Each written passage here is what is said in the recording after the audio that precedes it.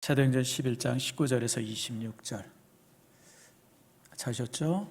자, 우리 이제 교독합니다. 그러므로 스데반이 일로 일어난 환난으로 말미암아 흩어진 자들이 베니게와 구브로와 안디옥까지 이르러 유대인에게만 말씀을 전하는데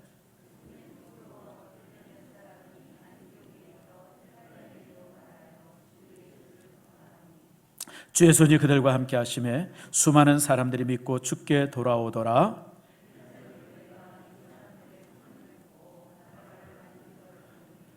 그가 이르러 하나님의 은혜를 보고 기뻐하여 모든 사람에게 굳건한 마음으로 주와 함께 머물러 있으라 권하니,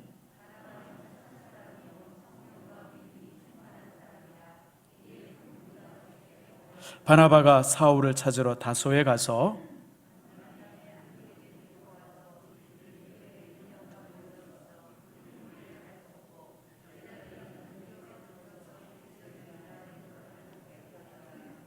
아멘. 기도합시다. 하나님 감사합니다. 주께서 우리를 사랑하셔서 오늘처럼 저희들 주의 전에 오게 하시며 또 귀한 말씀 함께 나누도록 은혜 주심을 감사합니다. 우리 안에 하나님의 말씀의 은혜가 가득하게 하시고 우리 안에 하나님의 놀라운 은총의 은혜가 가득하도록 도와주시옵소서. 말씀을 들을 때마다 우리 안에 가슴뛴이 있게 하시고 말씀을 들을 때마다 우리의 삶이 변화되게 하시고 말씀을 들을 때 그 말씀이 힘이 되고 능력이 되어져서 내 안에 있는 문제와 질병들이 치유되게 해 주시옵소서. 주께서 온전히 우리와 함께 하시기를 소망하며 오늘 이 시간 듣는 자나 듣는 모두마다 성령의 감동 안에서 듣고 전하게 해주시기를 소망하고 예수님의 이름으로 기도드립니다. 아멘. 제가 요즘에 좀 새로운 공부를 좀 시작했습니다. 목사님 무슨 공부를 하시나? 뭔 공부냐면 한자 공부입니다. 왜 또 뜬금없이 또 한자를 공부하시나 여러분 궁금할 거예요. 제가 어느 날 뭔가 이제 한자를 쓸 일이 있어서 썼는데 획을 모르겠어요. 그러니까 읽는 건 뭐 다 읽죠. 우리가 보통 이제 1800자는 다 읽지 않습니까? 뭐 막힘이 없죠. 한자 읽는 데는 하등의 문제가 없는데 문제는 쓰려고 그러니까 아주 잘하는 단어인데도 잘 안 써지는 거예요.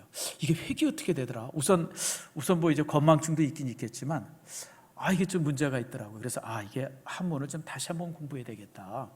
그래서 사실 제가 이제 한 2달 전부터 좀 책을 한 2권 사가지고 한자 쓰는 연습을, 획 연습을 좀 새로 하고 있습니다.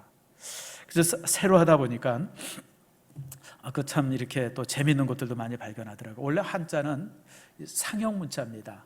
어떤 그 사물을 이렇게 그리면서 만들어진 문자 아니에요. 그래서 그 이제 한자는 이렇게 한자를 이렇게 보면 읽을 수는 없어도 뜻을 대충 알 수 있는 그런 게 이제 한자들입니다. 그래서 한자를 뜻을 모르면 옛날 어른들이 그랬잖아요. 100번 써보면 뜻을 안다. 그게 이제 그래서 그렇습니다. 그런데 뜻과는 전혀 상관없는 한자들이 있습니다. 한자들이 있어요. 그게 무슨 말이냐면 이 중국에도 이제 외래어들이 많이 들어오잖아요. 외래어들이 많이 들어오는데 그런 외래어들을 이제 이렇게 제대로 이제 이렇게 이제 쓰기보다는 그냥 불려지는 말을 그냥 그대로 한문으로 적어요. 그래서 그거 갖다 이제 뭐라 하냐면 가차 문자로 합니다. 가차가 무슨 거짓 가짜고 빌릴 차자인데요. 이렇게 가차 문자를 가지고 문자를 이렇게 그냥 음을 빌려 가지고 쓰는 거예요. 그래서 이제 그런 글자들이 되게 많더라고요. 그러니까 그전에는 한문을 쓰면 한문 한자마다 뜻이 있다고 생각하면서 썼는데 사실 가차 문자라는 개념을 이렇게 보면서 한문에는 뜻과는 전혀 상관없는 글씨들이 있구나. 이런 걸 이제 이렇게 발견했어요. 예를 들면 로망스입니다. 로망스를 중국 사람들은 낭만이라고 적어요. 낭만. 근데 이 낭자가 무슨 낭자인지 여러분 잘 아시죠? 물결 낭자고요. 만자는 넘칠 만자예요. 물결이 넘친다는 뜻이에요. 물결이 넘친다는 게 낭만과 무슨 상관이 있어요? 근데 중국 사람들은 저렇게 낭만이라 쓰고 로망스라고 읽어요. 자, 코카콜라를 어떻게 써요? 여러분 중국에 가서 보면 가구가락이라고 쓰잖아요. 근데 가구가락이라고 쓰지만 중국 사람들은 저렇게 해서 코카콜라라고 읽어요. 근데 우리는 중국이랑 한문을 읽는 음이 달라요. 무슨 말인지 아시죠? 그러니까 펩시콜라는 뭐 저렇게 쓰고 또 제일 재미난 게 맥도날드예요. 맥도날드를 그쪽 사람들은 맥노당이라고 쓰고 보리 맥자 아닙니까? 맥당노죠, 맥당노. 그러면서 저 사람들은 저렇게 해서 이제 뭐라고 읽냐면 그 맥도날드로 있는 거예요. 그래서 저걸 갖다가 취음한다. 이 음만 취에 따라서 취음이라고도 쓰고, 또 이제 가짜로 이렇게 빌려왔다. 그래서 가짜 문자라고 그렇게 씁니다. 그런 게 이제 굉장히 많습니다. 그러니까 저도 이제 이렇게 한자 공부를 요즘에 새로 하면서 이게 뜻과 의미가 전혀 다른 그런 게 많구나. 그 요즘에 이제 제가 그전에는 아무 생각 없이 한자를 읽었을 때는 그런 걸 몰랐는데, 요즘에 이제 한자 획을 배우면서 획을 한번 써보니까 그런 게 이제 이렇게 발견이 되더라고요. 그 중에 하나가 이제 우리 이 교회도 그런 게 있어요. 여러분, 기독교라고 하는 말이 이 기자가 무슨 기자냐면 이 터기자입니다. 터기자. 독은 감독하다라고 하는 게 이제 이 독자인데, 기독교라고 하는 말도 전혀 의미랑 단어랑은 아무 의미가 없어요. 자, 한번 볼까요? 자, 이 기자가 뭐냐면 여러분 터기자입니다. 무슨 터? 이렇게 흙톱 위에 이제 이렇게 흙 위에 뭘까 세워진 것을 의미하죠.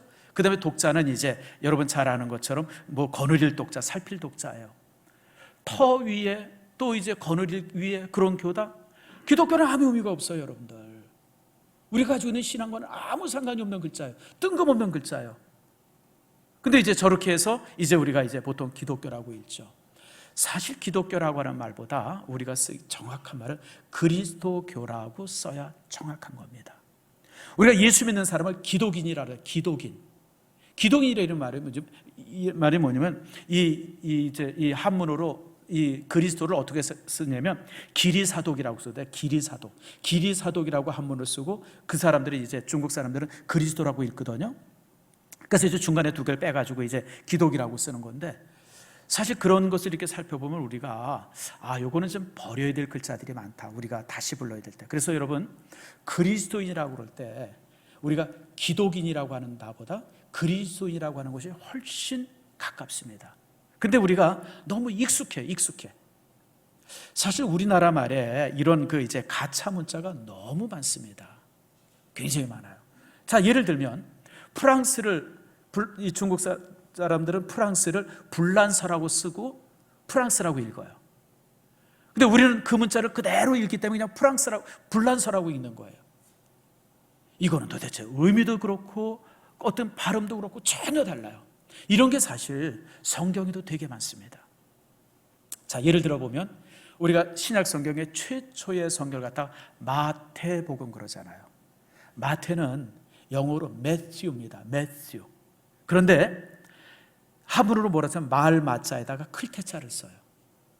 그러니까 한문 성경을 읽어보면 마태, 이게 도대체 뭔 뜻인가? 이게 전혀 의미가 맞지 않아요. 이거 갖다가 이제 이제 가짜 문자라고 그러는 거예요. 이게 왜 이렇게 됐냐면, 중국의 선교는 한 200여 년 전에 허디슨 테일러, 영국 사람이죠. 그 사람에 의해서 중국 선교가 처음 시작이 되어져요. 그러면서 이제 허디슨 테일러가 와가지고 이제 성경을 한문으로 번역을 합니다. 한문 번역이. 그때 이제 그래서 중국은 한문 번역 성경이 이제 있었어요. 근데 우리나라는 한 150년 전에 서성윤 이런 분들이 이 만주 쪽에서 한문 성경을 한글로 번역을 해요. 한문 성경은 한글로 번역을 하면서 이런 고유명사, 지명이나 사람 이름을 그냥 한자를 그대로 가져다 쓰는 거예요. 그렇게 써가지고 이제 우리나라에 들어왔어요. 그래서 우리나라는요, 선교사보다 성경이 먼저 들어온 나라입니다. 그러니까 선교사들은 130년 전에 이제 이렇게 제물파응을 통해서 언더우드나 아펜젤러 선교사가 들어오잖아요. 근데 그거보다 한 20여 년 전에 저 압록강과 두만강을 넘어서 서성윤 이런 분들이 그 한글 성경을 번역해서 가지고 들어와요. 그래서 우리나라는 선교사에 의해서 복음이 전해진 나라가 아니라 최초의 우리 평신도들이 성경을 가지고 들어옴으로 믿음이 시작한 나라가 사실 대한민국. 아주 그래서 대한민국은 선교의 역사를 보면 아주 특별한 나라예요. 그래서 그들이 들어오면서 이제 이 성경이 이제 쪽복음으로 이제 들어오기 시작했고, 그래서 그걸 이제 100여 년 전에 성경을 번역을 해요. 그게 이제 여러분 잘 아는 대로 구역 성경입니다. 혹시 집에 구역 성경 가지고 계시면 한번 손 들어보세요. 할아버지 할머니들이 맞아요. 그거 그냥 두세요. 100년 있으면 그 책 한 권에 한 1,000만 원, 한 1억도 할 겁니다.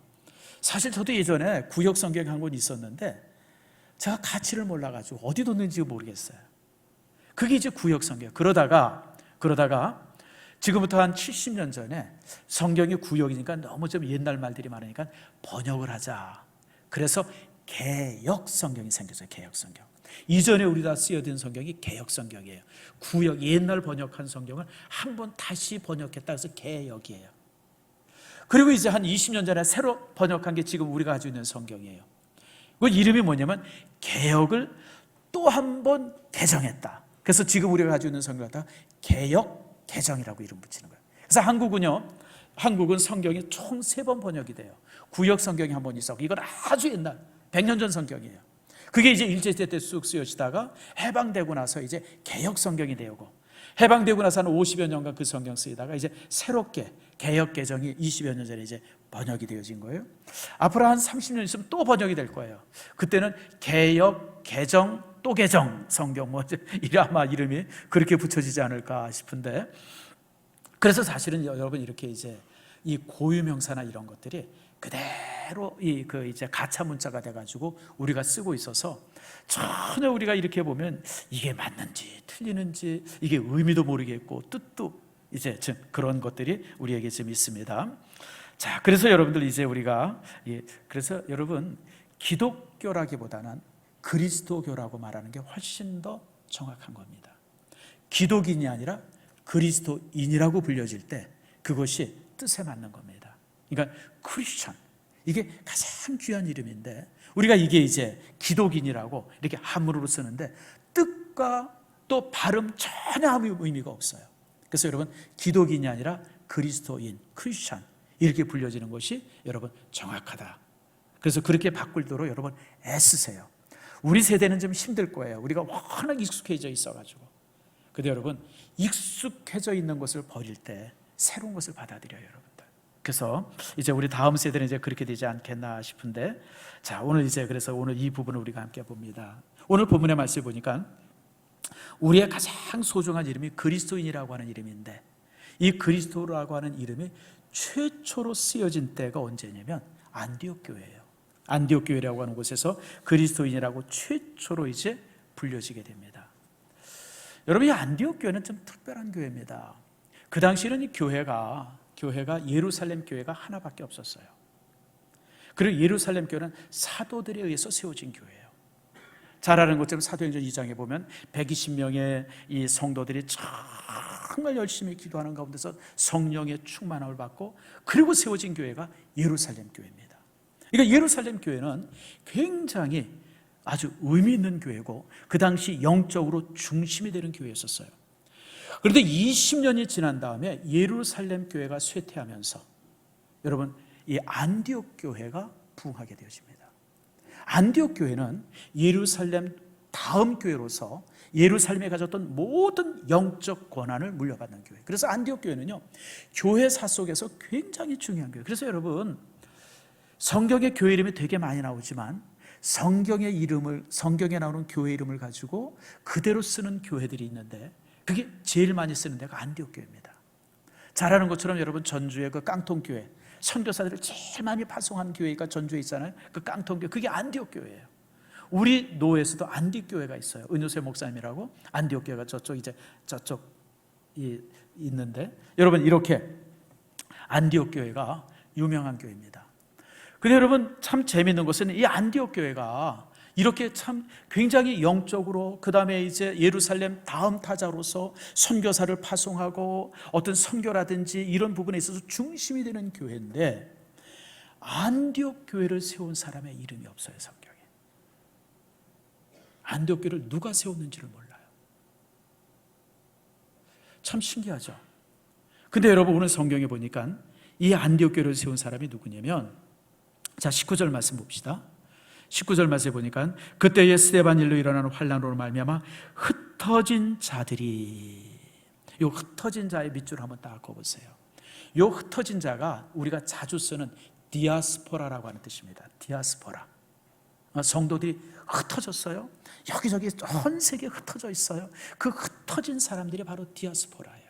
흩어진 성도들. 그 다음에 또 20절에 보니까 그 중에 구브로와 구레네에 몇 사람이, 많은 사람도 아니에요. 그저 몇 사람이 몇 사람에 의해서 세워진 교회가 안디옥 교회예요. 사실 우리나라 교회 역사도 이 부분이 굉장히 중요합니다. 여러분, 우리나라 교회도요, 아까 말씀드린 것처럼 복음이 어디부터 들어오면 두만강을 넘어서 압록강을 넘어서 복음이 들어와요. 그래서 사실 복음이 가장 흥황했던 도시가 어디냐면 평양입니다. 평양이에요. 평양이 복음이 가장 흥황했어요. 평양, 정주 이런 곳이 사실 기독교, 그 당시 일제시대 때는 서울의 기독교는 그냥 사실 보잘것도 없었어요. 평양이 가장 교회 중심이고요, 그랬었어요. 그런데 여러분이 해방되고 나서 딱 38선이 갈라지면서 그 중심의 교회들이 다 공산지하가 돼버린 거예요. 김일성 밑에 있었던 거예요. 그러니 여러분, 이게 얼마나 힘들었겠어요. 그러니까 그 당시 그 기록에 보면 그 김일성에게 협조했던 교회도 있고, 여러분 잘 아는 것처럼 이 김일성에 협조했던 교회들도 많았어요. 반면에 또 이제 김일성에 반대했던 분들도 많아요. 조만심 장로님 같은 분은 김일성에게 반대하다가 결국 어디서 어떻게 죽었는지 전혀 기록이 없어요. 그가 어디에 묻혔는지도 없어요. 그리고 또 이제 살아남으려고 그러는 분들은 또 이제 김일성에게 또 이제 협조하기도 합니다. 아무튼 그런 가운데서 이제 교회가 5년 동안 굉장히 어려운 상황에 있었어요. 그러다가 6.25 전쟁이 일어나잖아요.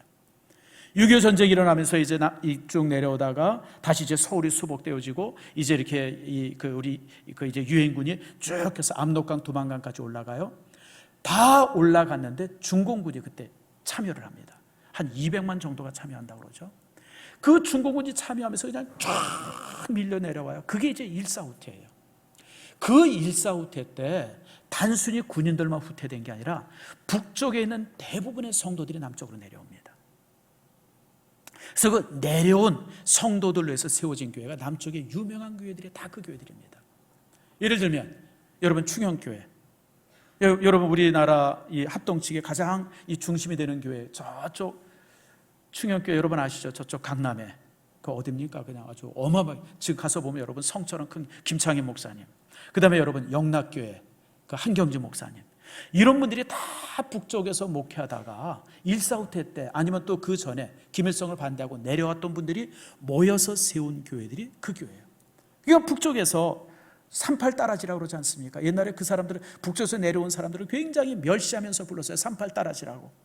그런데 그들이 내려와서 교회를 세웠는데, 지금 그들에 의해서 세워진 교회가 대한민국의 중심 교회들입니다. 모든 교회의 중심 교회들이 대부분 이북 목사님들이, 북한에서 목회하던 목사님들이 이제 성도들과 함께 내려와서 세웠던 교회들이에요. 바로 이제 안디옥 교회가 그런 교회입니다. 자, 여러분 사진을 하나 좀 봅시다. 제가 여러분 사진을 하나 보여드리는데요, 이 사진을 보면 조금 더 이해가 쉬울 거예요. 예루살렘의 맨 아래쪽에 있죠. 거기서 이제 스데반 시대 때 이제 박해가 일어나. 그러니까 사람들이 위쪽으로, 남쪽은 이제 애굽이고 사막이니까 남쪽으로 도망갈 데가 없었어요. 그래서 어디로 도망치면 위로 도망칩니다. 가이사라. 그 위에 이제 다메섹이 보이죠. 다메섹으로 도망을 쳐요. 여기 이제 사울이 믿음의 사람들을 잡으러 오지 않습니까? 여러분 다메섹으로 도망쳐요. 그리고 나서 또 어디로 도망치냐면 구브로라고 하는 섬으로 도망을 칩니다. 다메섹 위쪽, 다메섹 바로 위쪽이 어디냐면, 오늘 성경 보게 되면 여러분 어디 보냐면 19절 보세요. 베니게와라고 하는 말이죠. 베니게와가 뭐냐면 페니키아입니다. 페니키아. 지금 레바논 땅입니다. 페니키아로 도망을 칩니다. 그러다가 또 이제 핍박이 좀 심해지고 또 이제 자기를 잡으러 오는 사람들이 있으니까 배를 타고 어디로 가냐면 구브로라고 하는 섬으로 도망을 칩니다. 요 구브로가 뭐냐면 지금 아주 그 얘기를 많이 하고 있는 사이프러스입니다. 여기가 지금 이제 전쟁이 나고 막 그러고 있죠. 그래서 이제 이 구브로가 지금 둘로 나눠져 있어요. 우리는 세계에서 남북으로 갈라진 나라가 대한민국 하나밖에 없다 그러지만 사실은 아니에요. 이 나라도 남북으로 갈라져 있습니다. 그래서 북쪽은 이제 이 터키가 지배하고 남쪽은 그리스가 지배하고 있습니다. 저희가 이제 사이프러스입니다.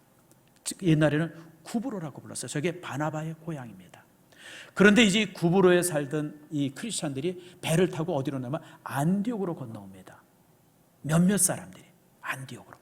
거기 와서 전도를 시작해요. 그런데 그 전도를 시작하는데, 자, 재미있는 게 19절 말씀 보세요. 베니게와 구브로 안디옥까지 이르러, 거기 보면 유대인에게만 말씀을 전하는데, 처음에 구브로 지역, 그 페니키아 지역 여기에서는 유대인들에게만 전도했어요. 여러분, 전도는요, 이게 여러분 이 관계 전도잖아요. 관계 전도. 그러니까 아는 사람들, 친척들이 전도가 쉬운 거예요. 이웃 사람들. 자, 이제 유대인들이 유대인을 만났어요. 어디 살아? 나 갈릴리 살아. 나도 갈릴리 사는데. 갈릴리 어디 살아?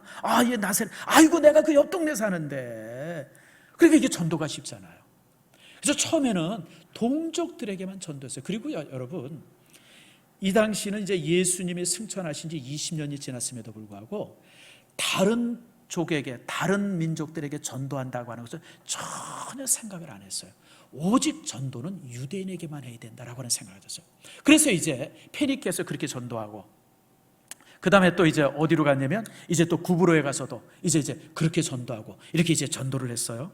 그런데 쭉 전도하다가 그들이 이제 안디옥에를 넘어오게 됐어요. 안디옥에 와서 20절 말씀 보세요. 그 중에 구브로와 구레네 몇 사람이 안디옥에 이르러. 많은 사람이 몇 사람. 여기 몇 사람이라고 하는 것은 두 가지 의미가 있어요. 숫자가 몇 명 안 돼요. 10명 미만이에요. 한 4-5사람 정도 되는 것 같아요. 몇 사람이 안디옥으로 건너왔어요. 그 당시 안디옥은 대도시였습니다. 그 로마 시대 때 가장 큰 도시가, 세 번째 도시가 이 안디옥이에요. 로마가 제일 컸고, 알렉산드리아, 잠시만 에집트에 있는 알렉산드리아가 두 번째로 컸고, 세 번째로 큰 도시가 이 안디옥입니다. 상업으로 굉장히 발달한 도시. 그러니까 당연히 그쪽으로 올 수밖에 없죠. 거기 와가지고 그 몇 사람이, 그리고 이 몇 사람이라고 하는 것은 숫자도 몇 명 안 되지만 보잘것없는 사람이라는 거예요. 이 몇 사람의 이름이 없어요. 그냥 평신도 중에서 그냥 이름도 없는 몇 사람의 성도들, 그 사람들이 거기를 왔어요. 그런데 그들이 유대인에게만 전도하다가 안디옥 이르러 헬라인에게도 말하여. 헬라인에게도 말했어요. 헬라인에게 뭘 말했냐면 주 예수를 전파하니. 그러니까 왜 헬라인에게 전파했는지는 뭐 명확한 이유가 없어요. 아마 유대인들의 숫자가 얼마 없었든지, 아니면 무슨 뭐 이제 또 헬라인들이 또 관심을 가졌는지, 뭐 어쨌든지 모르지만 그 헬라인에게 복음을 전파했어요. 그런데 놀라운 것은 그 헬라인이 예수를 믿은 거예요. 깜짝 놀랐어요. 이게 도대체 무슨 일인가? 아니, 헬라인들이 예수를 믿어? 도대체 이게 무슨 일이야? 이렇게 되어지면서 안디옥 교회에 기반이 놓아지기 시작한 거예요.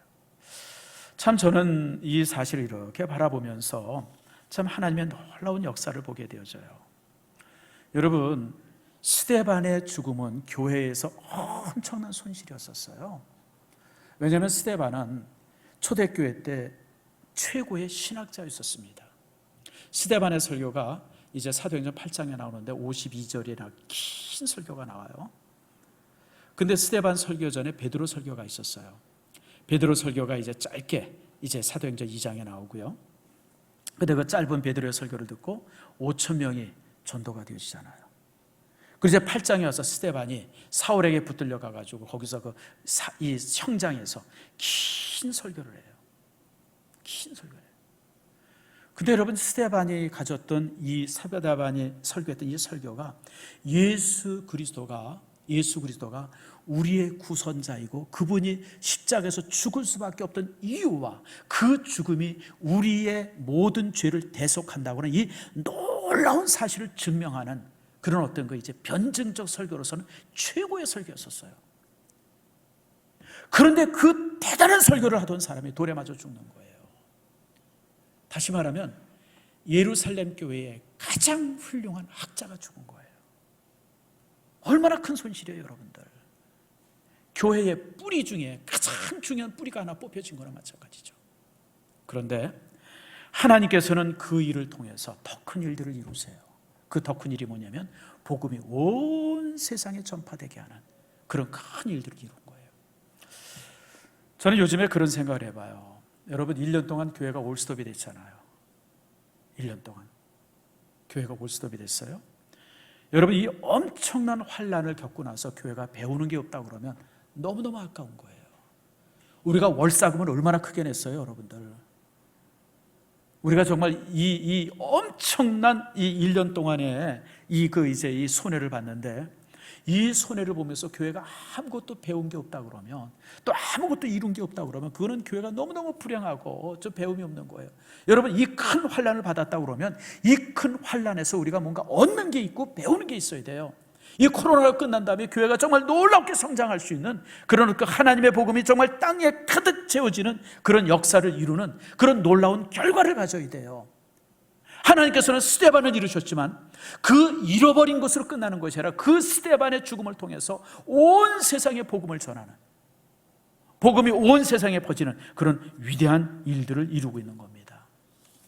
그래서 오늘 보니까 그런 역사이죠. 자, 그런데 오늘 이 본문의 말씀을 통해서 우리가 볼 수 있는 또 하나 아주 중요한 단어가 하나 있어요. 그게 21절입니다. 자, 21절을 한번 살펴봅시다. 한번 같이 읽어봅시다. 시작. 예루살렘 교회가 22절 시작. 주의 손이 그들과 함께 하심에 수많은 사람들이 믿고 주께 돌아오더라.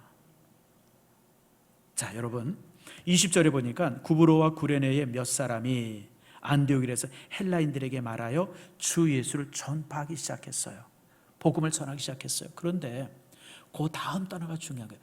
주의 손이 함께하니까. 주의 손이 함께하니까. 몇 사람, 보잘것없는 몇 사람이 정말 배우지도 못하고 뭐 교회 안에서 무슨 직분도 가지고 있는 사람이 아니에요. 만약 이들 중에 사도가 있거나 아니면 무슨 집사가 있었으면 이름이 기록이 됐을 텐데 전혀 그런 것도 없는 사람이에요. 그런 몇 사람이 정말 땅끝까지 이르러서 복음을 전하라고 했으니까 그 말씀에 따라서 복음을 전했더니 수많은 사람들이 믿고 주께 돌아오더라. 수많은 사람. 여러분, 이 수많은 사람은 무슨 뭐 10명, 20명을 얘기하는 게 아니에요. 100명, 200명이 아니에요. 1000명, 2000명, 뭐 수천 명의 사람들이 예수를 믿게 되어진 거예요.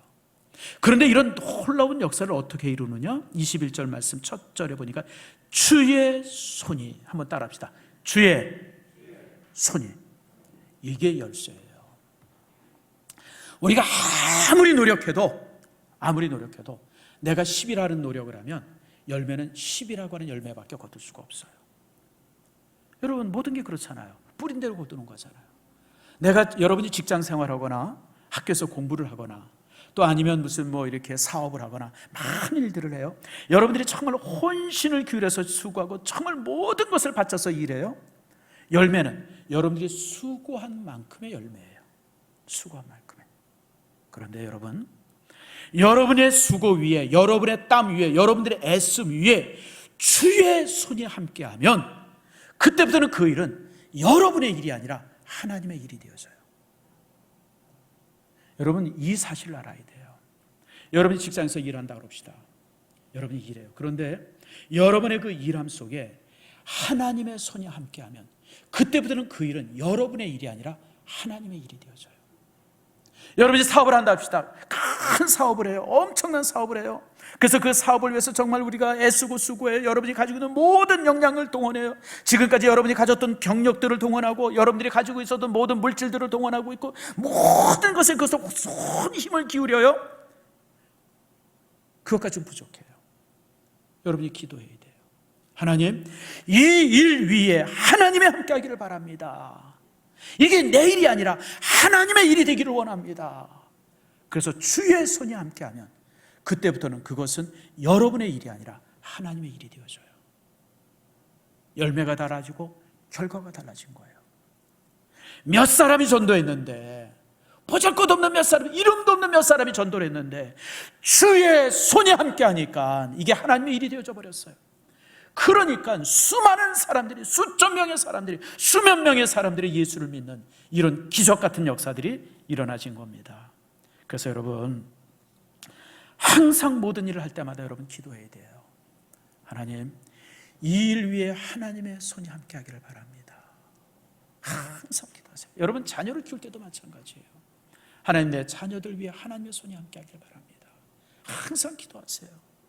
여러분이 직장 생활에서 직장에 일을 할 때 여러분 어떻게 생각하면 월급 받으려고 일하는 거죠. 월급 받으려고 일하는 거예요. 그래도 여러분들 기도하세요. 하나님, 내 일이 하나님의 일이 되기를 바랍니다. 하나님의 손이 함께하기를 바랍니다. 기도해야 돼요. 사업도 마찬가지예요. 여러분들, 여러분이 아무리 노력하고 애써도요, 인간의 노력은 한계가 있어요. 그게 끝이에요. 마지막 그 정점에 이르게 하는 것은 주의 손이에요. 주의 손. 제가 전에 벌써 한 20년 됐네요. 박성수 회장이죠. 이랜드그룹의 회장. 그 당시 이제 이랜드그룹이 막 시작이 돼서 이제 중견 그룹으로 커가고 있을 때요. 그분의 간증을 제가 들었어요. 그 칼 세미나를 하는데 그 이제 그 오카노 목사님 하는 세미나 있지 않습니까? 그 세미나에 참석해서 그분이 간증을 하더라고요. 근데 그분이 그런 얘기를 하더라고요. 자기 회장실에 자기 방에 옆에 의자가 하나 따로 있대요. 그 의자는 아무도 앉지 않는 의자래요. 그 의자는 예수님의 의자라는 거예요. 자기는 사업을 하면서 또 사업을 일구면서 항상 하나님 앞에 기도하기를, 하나님, 이 사업은 내 것이 아니라 예수님의 것입니다. 주님의 것입니다. 그리고 지금까지 사업을 했고 앞으로도 그럴 겁니다. 그런 간증을 제가 들었어요. 그래서 제가 한번 지금도 그러고 있나 한번 가보고 싶어요. 그래서 우리 교회 이제 그 이랜드 그룹에 이제 다니는 집사님 계시지 않습니까? 그래서 한번 물어봤는데 못 들어가 본 것 같아요. 근데 여러분, 참 의미가 있어요. 하나님, 내 사업의 주인이 예수님이십니다. 내가 하고 있는 모든 일의 주인이 예수님이십니다. 그리고 그분 앞에 맡기고, 그리고 그분이 함께하면 그때부터 내 사업은 내 사업이 아니라 주님의 사업이 되어져요. 하나님의 일이 되어져요. 여러분들, 그 속에 기적이 드러나는 것이죠. 여러분, 그런 모습을 우리가 보게 되어집니다. 참, 그래서 여러분들, 이렇게 수많은 사람들이 예수를 믿게 되어지죠. 근데 여러분, 이 본문의 말씀 속에서 더 중요한 말씀이 또 하나가 있어요. 그게 29절입니다. 오늘 읽진 않았는데 29절 말씀 봅시다. 형제들이 각각 그 힘대로 유대에 사는 형제들에게 부조를 보내기로 작정하고, 이 부조라고 하는 것은 뭐냐면 여러분, 이 구제헌금이에요. 구제헌금. 그 당시 예루살렘에 큰 흉년이 들었어요. 엄청나게 큰 흉년이 들었습니다. 그런데 그 흉년이 너무 힘게 들으니까 그 소식을 이제 안디옥 교회 성도들이 본 거예요. 들은 거예요. 그러니까 우리가 저 예루살렘의 형제들이 너무 어려우니까 우리가 뭔가 도와야 되지 않겠느냐. 우리 이제 구제헌금을 하자. 그래서 돕기로 작정을 했어요. 그런데 이게 웃기는 게 뭐냐면요, 예루살렘 교회는 대교회입니다. 수만 명이 모이는 교회입니다. 물론 지금은 좀 흩어지고 그랬지만 거기는 12사도가 있는 곳이고요, 여러분 7집사가 있는 곳이에요. 탄탄한 교회입니다. 그런데 이 피난민들이 모인 교회, 정말 보잘것없는 사람들이 모인 교회가, 그들이 어렵다니까 우리가 도웁시다. 제가 아무리 생각해도 도움이 됐을까 싶어요. 제가 한번 사진을 찍었는데요, 여러분 사진을 좀 보여드리겠습니다. 여러분, 이게 안디옥 교회입니다. 지금은 이제 앞에 저렇게 이 벽을 쌓아가지고 이렇게 문을 만들었는데, 사실은 이 안디옥 교회는요, 저 벽이 없었습니다. 그냥 동굴이었습니다. 동굴. 안에 들어가면 어떻게 되어 있냐면요, 이렇게 우리 교회 이 여기보다 한 3배, 4배 넓은 큰 덩어리가 있어요. 큰 홀이 있어요. 여기서 예배를 드렸어요. 여기에서 예배. 그리고 지금 저기 보이는 곳에 여러분 이제 오른쪽이죠. 오른쪽에 동굴이 우리 몸 하나 들어갈 만한 요만한 구멍이 하나 있어요. 그게 뭐냐면 도망가는 곳이에요. 로마 군인들이 잡으러 온다 그러면 그 굴을 통해 가지고 산속 넓대로 막 도망을 쳤어요. 그런 곳이 안디옥 교회입니다. 한번 생각을 해봅시다, 여러분. 안디옥 교회에 가난한 사람들이 모인 교회, 피난민들이 모인 교회, 노예들과 보잘것없는 사람들이 모인 교회가, 여러분 정말 예루살렘의 대교회를 돕겠다고 이제 구제헌금을 마련한, 구제헌금을 하자라고 의논한 거예요. 자, 여러분, 우리가 가난한 사람, 어려운 사람들, 이런 사람들을 보면 기도할 수 있어요. 그렇잖아요, 여러분들. 요즘에 이제 코로나 바이러스 때문에 너무 어렵습니다. 누가 많이 어려움 당한답니다. 누가 많이 힘든답니다. 아이고, 참 안 됐네. 우리가 안타까워할 수 있어요. 그렇죠, 여러분. 자, 우리가 위해서 기도해 줄 수 있어요. 하나님, 어느 집사가 많이 어렵대요. 미자리 교회가 많이 힘든답니다. 하나님, 미자리 교회 도와주세요. 아, 선교사들이 많이 힘들대요. 하나님 도와주세요. 우리가 기도할 수 있어요. 그리고 또 모여서 회의할 수 있어요. 우리가 도웁시다. 아, 그래, 맞아요. 우리가 미자리 교회도 없고 우리 선교사들 도와야 됩니다. 우리가 도웁시다. 회의할 수 있어요. 이건 누구나 해. 이것조차 안 하는 사람은 그리스도인이 아니에요. 그리스도인이라고 하면 누구나 해요. 그거 안 하는 사람이 어디 있어요? 여러분 지금 미자리 교회가 많이 힘든 거 누가 몰라요, 여러분들? 기도할 때마다 미자리 교회에서 기도하지 않는 사람들이 누가 있어요, 여러분? 다 하잖아요, 여러분들. 선교사들이 지금 굉장히 극한의 어려움이 있다는 거 누가 몰라요, 여러분? 다 해요. 다 위해서 기도하고 염려하고 안타까워해요. 그 누구나 다 마찬가지예요. 그런데 여러분 30절 말씀 보세요. 30절을 같이 읽읍시다. 시작. 이를 실행하여 바나바와 사울의 손으로 장로들에게 보내니라. 중요한 게 이를 실행하여예요. 여러분 아무리 생각이 많아도 실행하지 않으면 아무것도 아니에요. 아무리 기도를 많이 해도 실행하지 않으면 아무것도 아니에요. 아무리 회의를 1000번 1000번 해보세요, 여러분들. 실행하지 않으면 아무것도 아니죠. 제가 이렇게 보면 살아있는 조직과 죽어있는 조직이 있어요.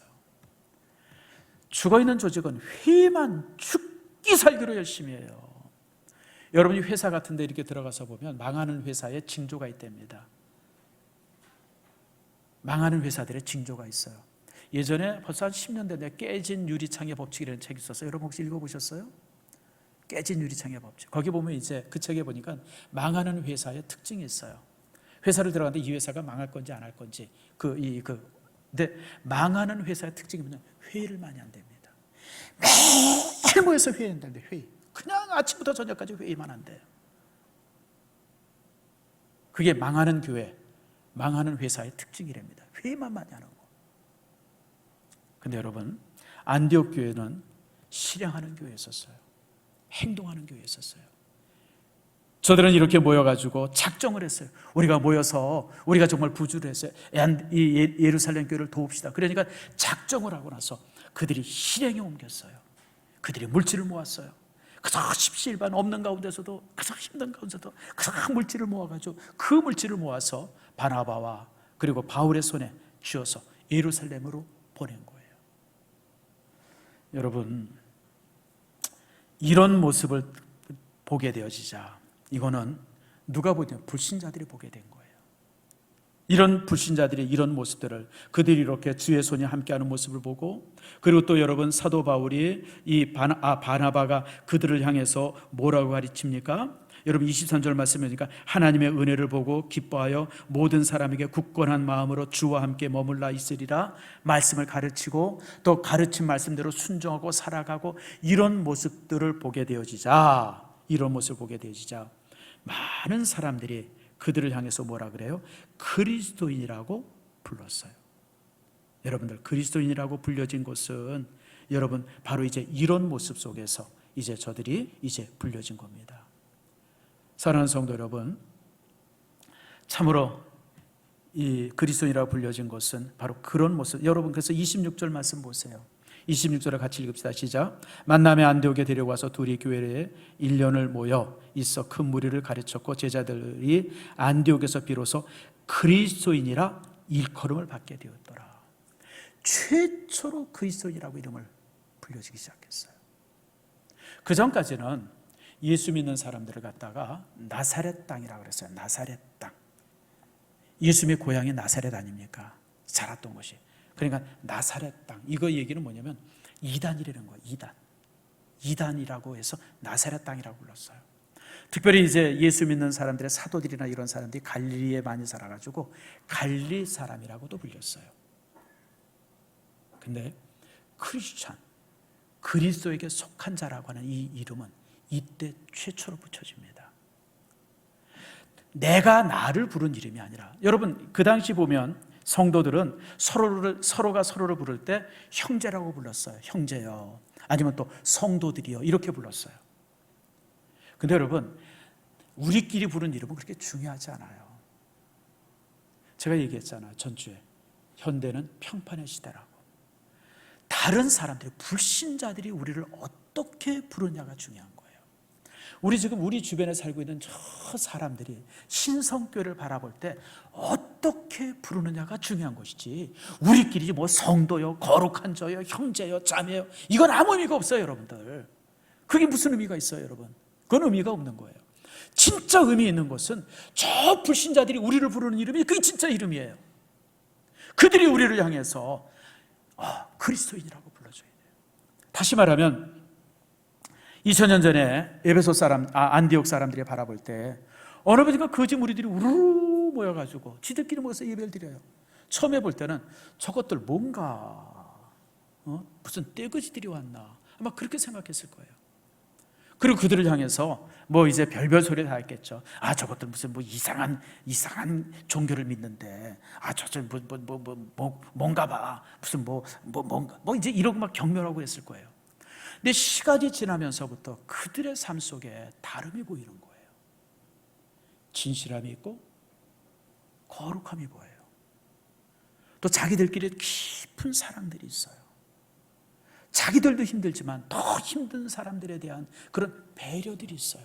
그러니까 처음에는 경멸하고 미워하고 무시했는데 시간이 지나가면 갈수록 그 사람들을 경멸이 바뀌어서 존중이 되어지고 미움이 바뀌어서 경외심이 되어진 거예요. 이렇게 바뀌어지면서 그들을 향해서 크리스찬이라고 부르게, 야 진짜 예수 믿는 사람이네 그러고 불렸어요. 이게 크리스찬이에요. 사는 성도 여러분, 우리가 많은 사람들에게 크리스찬이라고 불릴 수 있어야 돼요. 저 사람은 진짜 예수 믿는 사람이야. 말씀을 맺히면서 한 사람 얘기를 더 합니다. 사도 요한의 제자 중에 유명한 사람이 둘 있습니다. 하나는 폴리갑입니다. 제가 갑자가 들어가서 아주 좋아해요. 이 폴리갑이 어디에서 순교하냐면 이제 서머나에서 순교합니다. 이번에 전전주에 터키 이즈미르에서 큰 지진이 일어났다 그랬잖아요. 그 이즈미르가 서머나입니다. 거기서 이제 지금도 폴리갑이 순교했던 광장이 지금도 남아 있어요. 근데 이번에 혹시 파괴되지 않았나 모르겠어요. 폴리갑이 죽습니다. 그리고 또 하나의 순교자가 있는데 그 순교자 이름이 누구냐면 이그나시우스예요. 이그나티우스라고 그러죠. 이그나티우스. 근데 그 순교자인 이그나티우스, 유명한 순교자죠. 그래서 초대교회 때 유명한 순교자 중에 한 사람이 이그나티우스인데 그 사도 요한이 죽고 나서 한 10년 지나서 스승이 죽고 나서 10년 후에, 그러니까 그 AD 110년에 이제 순교를 당합니다. 근데 그가 순교하면서 남긴 말이 있어요. 뭐라고 그러냐면 나는 그리스도인이라고 불리우기보다 그리스도인이 되기를 원합니다. 그러고 순교했어요. 나는 참 그 한마디가 참 지금도 제 가슴에 남아요. 나는 그리스도인이라고 불리우는 사람이 아니라 그리스도인이 되기를 바랍니다. 여러분, 우리 교회 안에 모든 직분이 되고 나서 되는 사람이에요. 말이 조금 웃기죠? 따라합시다. 되고 나서 되는 사람. 이게 교회의 직분입니다. 제가 목사가 됐어요. 하나님의 은혜로 목사가 됐어요. 그리고 나서 내 평생의 삶은 내가 목사가 되는 삶이에요. 진짜 목사가 되기로 해서 내가 발버둥 치면서 사는 게 내 삶이에요. 우리 교회 장로님들도 무슨 자격이 있고 무슨 신앙이 돼서 장로님 된 게 아니에요, 여러분들. 하나님의 은혜로 장로가 됐어요. 은혜로 장로가 됐으면 이제는 진짜 장로가 되기 위해서 정말 몸부림쳐야 돼요. 되고 나서 되는 사람이에요. 이게 우리의 신앙이에요. 여기 권사님들 여럿 있어요. 권사님들이 자격이 있어서 권사가 된 게 아니라 은혜로 권사가 다 됐어요. 은혜로 권사가 됐다 그러면, 권사가 됐으면 우리가 그 권사가 되기를 위해서 몸부림쳐야 돼요. 그래서 우리 기독교의 모든 직분은 되고 나서 되는 사람이에요. 되고 나서 되는 사람. 이그나티우스의 말이 바로 그거예요. 나는 크리스찬으로 불려지는 사람이 아니라 크리스찬이 되기를 원합니다. 나는 되어지는 사람이 되기를 바랍니다.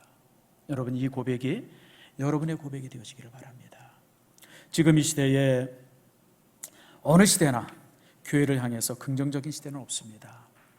그러나 그들이 우리를 향해서 조롱도 하고 미워도 하고 별소리를 다 하지만, 그러나 그들이 여러분의 개인의 삶을 바라보면서 교회에 대한 경외심을 가져야 되고 예수 믿는 그 믿음의 사람들에 대한 두려움이 있어야 합니다.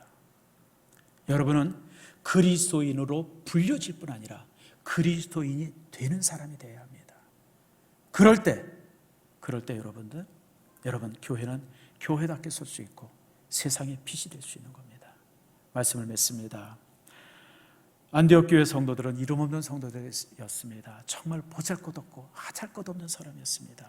안디옥 교회를 시작한 사람이 누군지 전혀 이름이 기록되고 있지 않습니다. 그저 몇 명의 사람, 하찮은 사람 몇 사람들이 그곳에 와서 전하기 시작했는데, 순종하기 시작했는데, 그 순종이 하나님의 일이 되어지고, 그러면서 놀라운 교회가 세워집니다. 그러면서 더 놀라운 것은 교회가 크게 커진 것이 중요한 것이 아니라 그들이 거기서 그리스도인이라고 불려지기 시작했다고 하는 거예요. 진정한 그리스도를 따르는 무리라고 세상 사람들이 인정한 그런 사람이 되어진 겁니다. 우리 일산 신성교회, 그리고 여러분 개인 개인의 삶에 그런 축복이 있기를 축원합니다.